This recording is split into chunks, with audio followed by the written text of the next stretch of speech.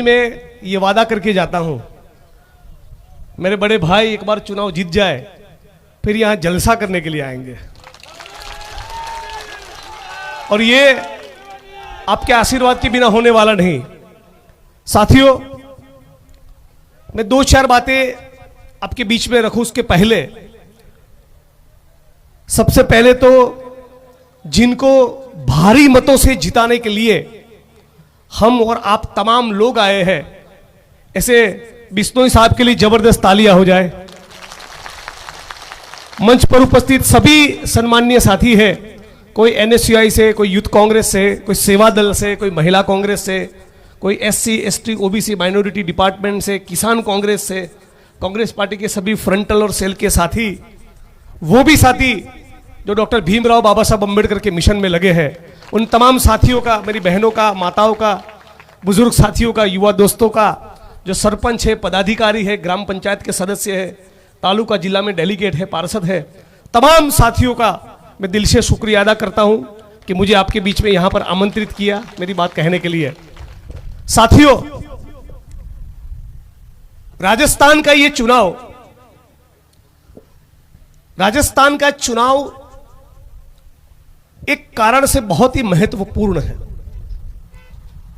पूरे भारत के अंदर किसी भी आप प्रदेश में जाइए, हर जगह पर जाति और धर्म की राजनीति होती है। सही बात है। पिछले 25-30 साल में पहली बार यह हुआ है कि भाजपा वालों को भी गहलोत साहब की योजनाओं पर बात करने के लिए मजबूर कर दिया है, गहलोत साहब की योजनाओं पर बात करने के लिए। आप खानगी में पर्दे के पीछे वसुंधरा जी को भी पूछिए तो वो भी कान पकड़ के कहेगी काम तो गहलोत साहब ने किया है। पूरे प्रदेश में अलग अलग इलाकों में मैं जाकर आया और न जाने क्या मेरा रिश्ता बन गया है चौधरी समाज से। गोविंद डोटासरा साहब के लिए जनसभा की, विद्याधर चौधरी जी के लिए फुलेरा में जनसभा की, मुकेश भाकर जी के लिए जनसभा की, नरेंद्र बुढ़ानिया जी के लिए दो जनसभा की, और आज मेरे भाई साहब के लिए बड़े भाई के समान है। मुझे यह पूछना है बिश्नोई समाज से कि कौन सी जड़ी बूटी आपके पास है। ये और सुखराम बिश्नोई, इनसे सरल व्यक्तित्व मैंने नहीं देखे हैं। पूरे भारत में मैं घूमता हूं, 20-22 राज्यों में घुमा हूं, अनगिनत प्रेस कॉन्फ्रेंस, रैलियां, धरने, गिरफ्तारी सब देखा हूं, लेकिन ये दो बहुत ही सरल व्यक्तित्व के साथी कांग्रेस पार्टी ने हमको दिए हैं। ये हमारे लिए एक भेंट और सौगात से कम नहीं है। आज साथियों, चिरंजीवी योजना का डंका पूरे भारत में बज रहा है। हर जगह पर आप जाइए, ऐसी कोई भी मीटिंग नहीं होगी, भाजपा वाले भी उसकी काट सोच रहे, काट मिल नहीं रही। और गहलोत साहब ने 2 दिन पहले ऐसी जादूगरी करी कि अब की बार सरकार बनेगी, डंके की चोट पर बनेगी, और चिरंजीवी योजना में 25 लाख नहीं 50 लाख तक आपका इलाज होगा, 50 लाख तक।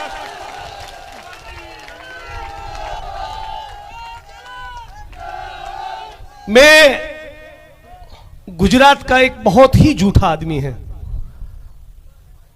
उसका नाम लेना तो नहीं चाहता था, लेकिन उस बेचारे को ऐसी तकलीफ है कि झूठ बोले बिना वो रह ही नहीं सकता। जिस प्रदेश में जाएगा वो झूठ बोलेगा बोलेगा बोलेगा। मेरे विधानसभा के बगल में बनासकांठा जिले में एक बार ऐसा भाषण किया कि किसान साथियों, आप हैंडपंप चलाओ, खनिज तेल निकलेगा। जनता का तेल निकाल दिया।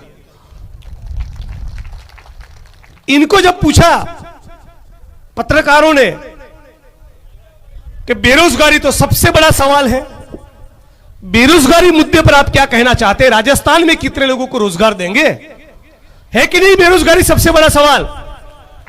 ये ऐसा सवाल है जो बिश्नोई समाज के युवा को भी टच करता है।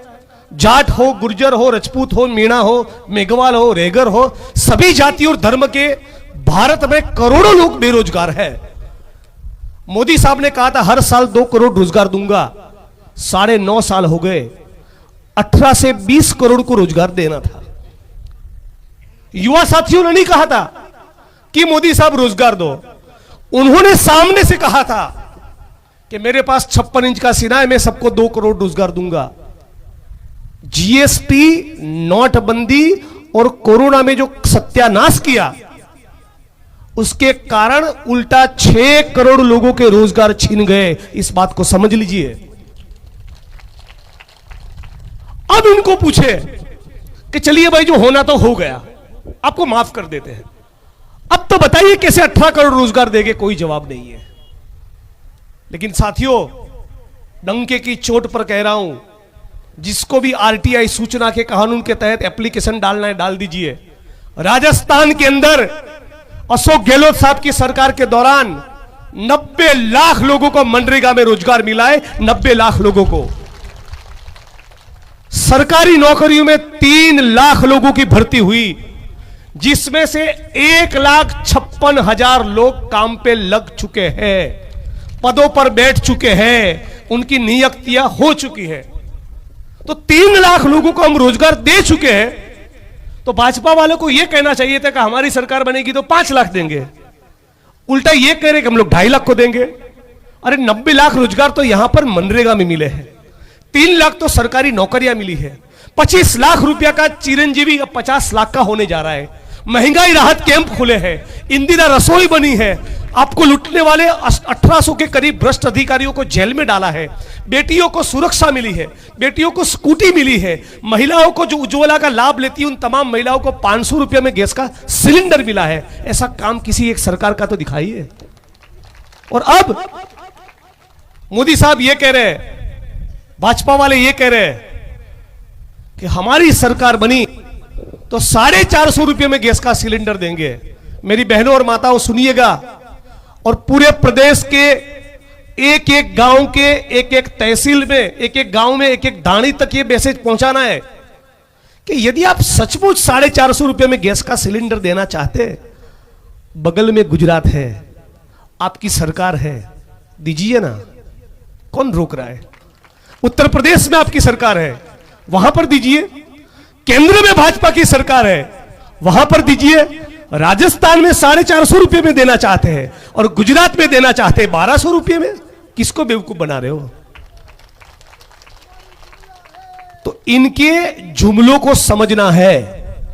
और विशेष तौर पे मैं कहना चाहता हूं, यहां पर जाट और चौधरी समाज के बहुत से साथी मंच पर भी है, ऑडियंस में भी है। और पिछली बार हमारे बड़े भाई जो 42,000 वोट से जीते, उसमें उनका भी जबरदस्त जन समर्थन था, सभी जातियों के धर्म था। इतने सरल व्यक्तित्व के आसामी को कौन वोट नहीं देगा?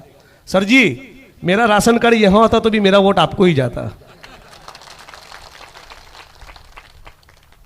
तो गोविंद डोटासरा साहब पूरी कांग्रेस पार्टी का कैप्टन हमारे बीच में है। पूरे कांग्रेस पार्टी के सैकड़ों विधायकों का टिकट पे उनका साइन होता है, और आप दूसरी की ओर जा रहे हो। अरे क्यों भटक रहे हो? क्यों कंफ्यूज हो रहे हो? बगल के कोई भी पार्टी में बना लूं कल को, क्या कर लूंगा? 1500 वोट, 2000, 5000, अरे 10,000, फिर कौन जीतेगा? वही जो 1200 में सिलेंडर दे रहा है। ये करना है क्या हमको? जिन लोगों ने 700 किसानों की मौत पर जो भारतीय जनता पार्टी खामोश रही, मैं मौत नहीं कहूंगा, 700 किसानों की हत्या की गई है। उनकी क्या मांग थी कि हम अन्नदाता है, अपना खून और पसीना बहाते हैं। 45 डिग्री 50 डिग्री की गंगानगर की गर्मी में भी किसान पसीना तो बहाता है ना। उस किसानों का सत्यानाश करने के लिए आप काले कानून लेकर आए, और किसान एक धरना भी न दे। राजस्थान का, उत्तर प्रदेश का, पंजाब का, हरियाणा का लाखों किसान दिल्ली की सड़कों पर महीनों तक बैठा। एक बार मोदी साहब उनको पूछने नहीं गए। एक बार 700 किसानों की मौत हो गई, कौन जिम्मेवार है? और इसीलिए मैं यहां के किसान साथियों को कहना चाहता हूं कि किसानों के लिए किसी का दिल धड़कता है तो वो राहुल गांधी है। और जहां पर भी कांग्रेस पार्टी की सरकार बनती है, वहां किसानों का कर्जा सबसे पहले राहुल गांधी खुद अपने सरकार के मंत्रियों को कहकर माफ करवाते हैं। ये राहुल गांधी है।